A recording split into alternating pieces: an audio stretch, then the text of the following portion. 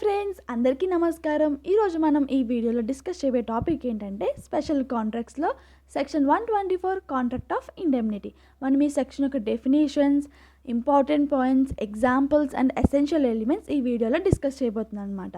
ఇది 3 years LLBలో second సెమిస్టర్లో ఉంటుందన్నమాట. మరి ఆలస్యం చేయకుండా వీడియోలోకి వెళ్ళిపోదామా? Let's get started. Section 124 contract of indemnity.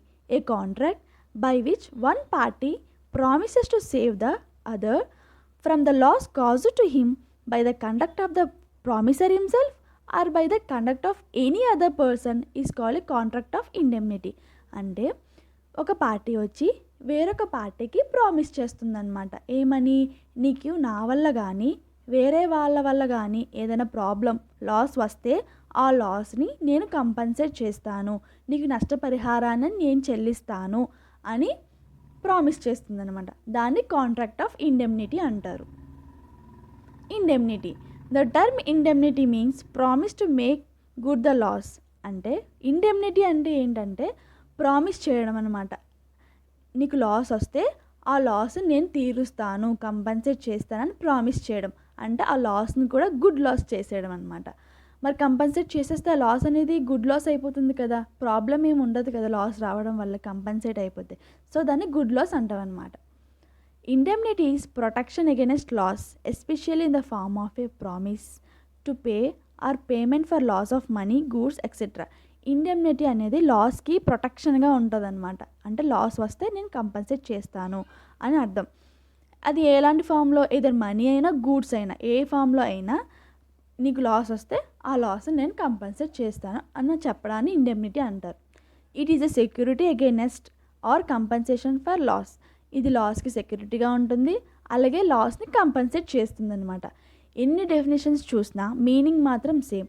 But exam point of వ్యూలో మన ఎగ్జామ్ ఎస్సే రాయాలి అంటే ఈ డెఫినేషన్స్ అనేవి మనం గుర్తుపెట్టుకోవాలి. సింగిల్ డెఫినేషన్ రాస్తే ఎస్సే మనం కంప్లీట్ చేయలేం. సో ఇలాంటి డెఫినేషన్స్, సేమ్ మీనింగ్ ఉన్న డెఫినేషన్స్ అనేవి కొంచెం డిఫరెంట్గా రాస్తే మనకి ఎస్సేని ఎలాబరేట్ చేయడానికి బాగుంటుంది, చూడడానికి కూడా బాగుంటుంది అనమాట. Next example. A promises to deliver certain goods to B for ₹2000 every month. C comes in and promises to indemnify B losses if A fails to so deliver the goods. This is how B and C will enter into the contractual obligations of indemnity. అంటే ఇక్కడ ఏ బికి promise చేశారనమాట. ఏమని? Every month నీకు 2000కి సరిపడా goods నేను పంపిస్తాను అని. అలాగే మధ్యలో సి వచ్చి బితో కాంట్రాక్ట్ ఎంటర్ అయ్యారు అనమాట. కాంట్రాక్ట్ ఆఫ్ ఇండెమ్నిటీ ఎంటర్ అయ్యారు. ఏంటి? నీకు ఏ వల్ల కానీ లాస్ వస్తే ఆ లాస్ని నేను కంపన్సేట్ చేస్తాను అని చెప్పారనమాట. అంటే ఏ కానీ నీకు గూడ్స్ పంపించకపోతే ఎవ్రీ మంత్ ఆ లాస్ని నేను కంపన్సేట్ చేస్తాను అని చెప్పడం. సో దీన్ని బట్టి బిఎన్సి కాంట్రాక్ట్ ఆఫ్ ఇండెమ్నిటీకి ఎంటర్ అయ్యారు. Parties to the contract. There are only 2 parties in a contract of indemnity. Contract of ఇండెమ్నిటీలో ఓన్లీ 2 parties మాత్రమే ఉన్నారు. ఎవరు? First one indemnifier, second one indemnified or indemnity holder. ఇద్దరు indemnified అనొచ్చు, indemnity holder అని కూడా అనొచ్చు. Indemnifier. The promisor who promises to make good the loss caused to the other party is called indemnifier. ఇండెమ్నిఫైయర్ అంటే promissory అనమాట. ఎవరైతే promise చేస్తారో వేరే వాళ్ళకి లాస్ వస్తే కంపన్సేట్ చేస్తాను, ఆ నష్టపరిహారాన్ని నేను చెల్లిస్తానని ఎవరైతే వేరే వాళ్ళకి ప్రామిస్ చేస్తారో వాళ్ళని ఇండెమ్నిఫైయర్ అంటారు. ఇండెమ్నిఫైడ్ ఇండెమ్నిటీ హోల్డర్ అంటే the person whose loss is covered or compensated is called indemnified or indemnity holder. ఎవరైతే లాస్ వచ్చి నష్టపరిహారాన్ని పొందుతారో వాళ్ళని ఇండెమ్నిఫైడ్ ఆర్ ఇండెమ్నిటీ హోల్డర్ అంటారనమాట. Example. A contracts to indemnify B against to consequences of any proceedings which C may take against B in respect of a certain sum of ₹200. This is called contract of indemnity.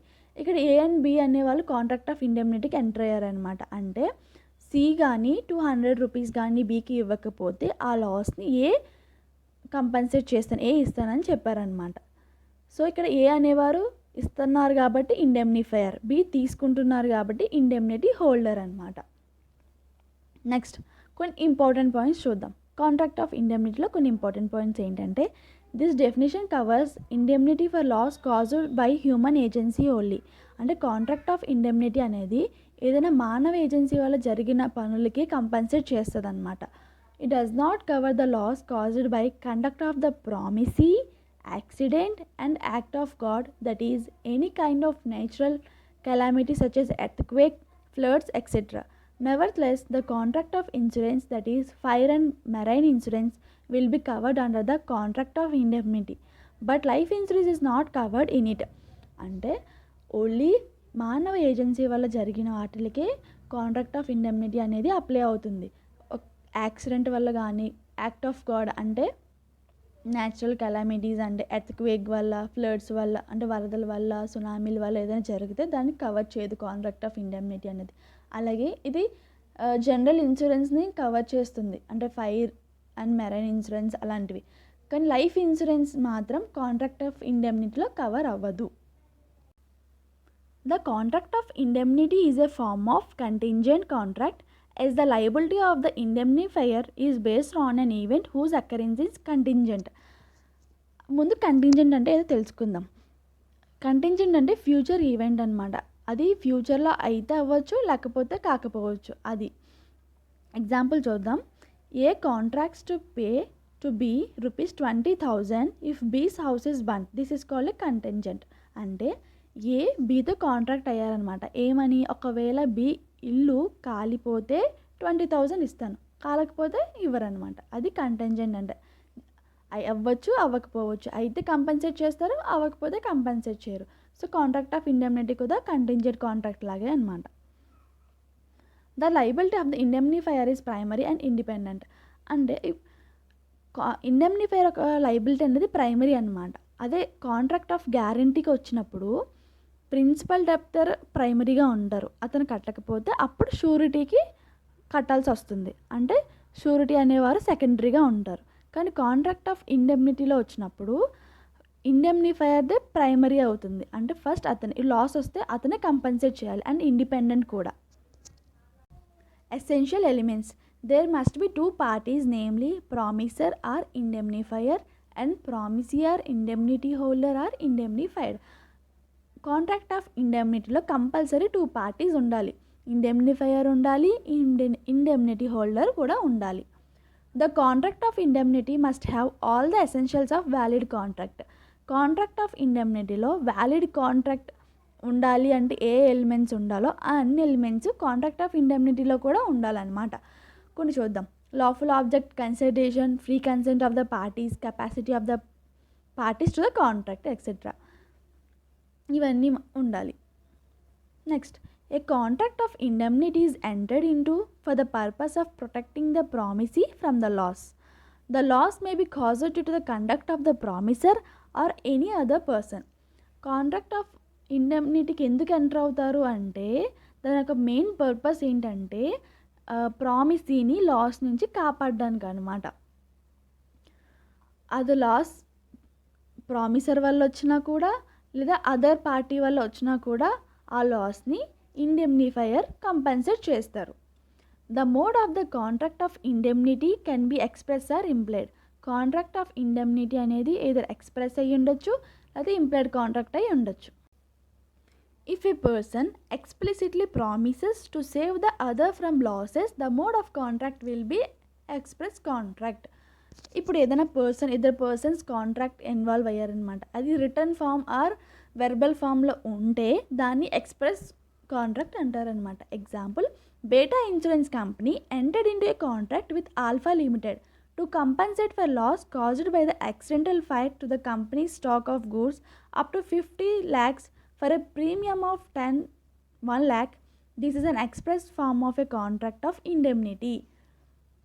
Beta insurance company అనేది alpha కంపెనీతో contract అయింది. ఏమని, alpha కంపెనీకి ఏదైనా goods వల్ల loss వస్తే ఆ లాస్ని compensate చేస్తాము అంటే ప్రీమియం ఆఫ్ 1 lakhకి 50 lakhs అంటే అప్ టు 50 lakhsకి ఏదైనా ప్రాబ్లం ఉంటే వీళ్ళు అప్ టు 50 lakhs వరకు ఇన్సూరెన్స్ని ప్రొవైడ్ చేయగలరు అనమాట. వీళ్ళు ప్రీమియం ఎంత 1 lakh కడితే 50 lakhs వరకు లాస్ని వీళ్ళు కంపన్సేట్ చేస్తాను అని చెప్పారు. ఇదని అప్పుడు ఈ కాంట్రాక్ట్ అనేది ఎక్స్‌ప్రెస్ కాంట్రాక్ట్ అవుతుంది. ఎందుకంటే వాళ్ళు ఎక్స్‌ప్రెస్ చేశారు.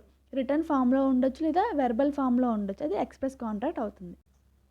For implied contract no written or verbal confirmation is necessary. Implied కాంట్రాక్ట్‌కి ఇది రిటర్న్ ఫార్మ్ అవసరం లేదు. అంటే రాతపూర్వకంగా అవసరం లేదు.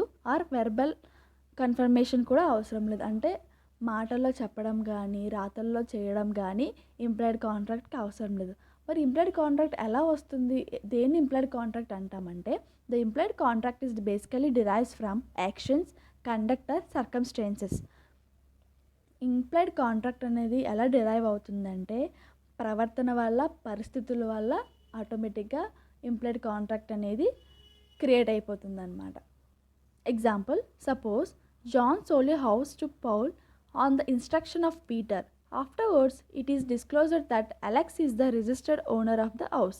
Alex recovered the amount from John for selling his house. Now John can recover the compensation from Peter. This is an implied form of a contract of indemnity. ఇక్కడ Peter ఇచ్చిన ఇన్స్ట్రక్షన్స్ని follow అయ్యి జాన్ పౌల్కి హౌస్ని అమ్మారనమాట. But owner of the house ఎవరు? Alex వచ్చి John నుండి మనీని రికవర్ చేసుకున్నారు. ఎందుకంటే తన హౌస్ని అమ్మేశారు కాబట్టి. ఇక్కడ జాన్ లాస్లో ఉన్నారు. జాన్ ఎవరి మాటలు విని ఎవరి ఇన్స్ట్రక్షన్స్ ఫాలో అయ్యి హౌస్ని అమ్మేశారు? పీటర్ ఇన్స్ట్రక్షన్స్ ఫాలో అయ్యి హౌస్ అమ్మేశారు. సో ఇప్పుడు పీటర్ జాన్కి కంపెన్సేట్ చేయాలి. బట్ వీళ్ళు ముందుగా రిటర్న్ ఫామ్లో ఏ కాంట్రాక్ట్లోకి ఇన్వాల్వ్ అవ్వలేదు. రిటర్న్ ఫామ్లో రాసుకోలేదు నీకు లాస్ వస్తే నేను కంపెన్సేట్ చేస్తాను అని.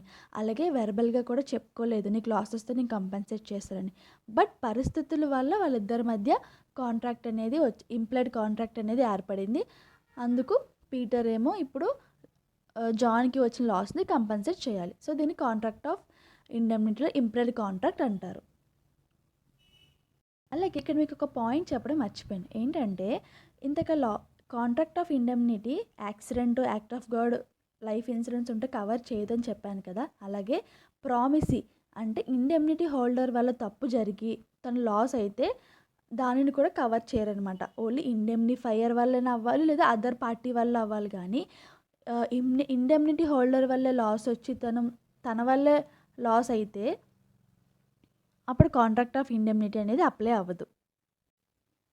సో ఇది friends contract of indemnity. I hope మీ అందరికీ అర్థమైంది అనుకుంటున్నాను. మీకు ఇంకా ఏమైనా డౌట్స్ ఉంటే నాకు కమెంట్ సెక్షన్లో చెప్పండి. నేను మీ డౌట్స్కి ఆన్సర్స్ ఇస్తాను. అండ్ మీకు ఈ వీడియో నచ్చినట్లయితే ప్లీజ్ లైక్ చేయండి, షేర్ చేయండి, కమెంట్ చేయండి, సబ్స్క్రైబ్ చేసుకోవడం అస్సలు మర్చిపోకండి. ప్లీజ్ సపోర్ట్ చేయండి. ఇంకా ఇలాంటి వీడియోస్ మీకు ఎన్నెన్నో వస్తూ ఉంటాయి. Thank you.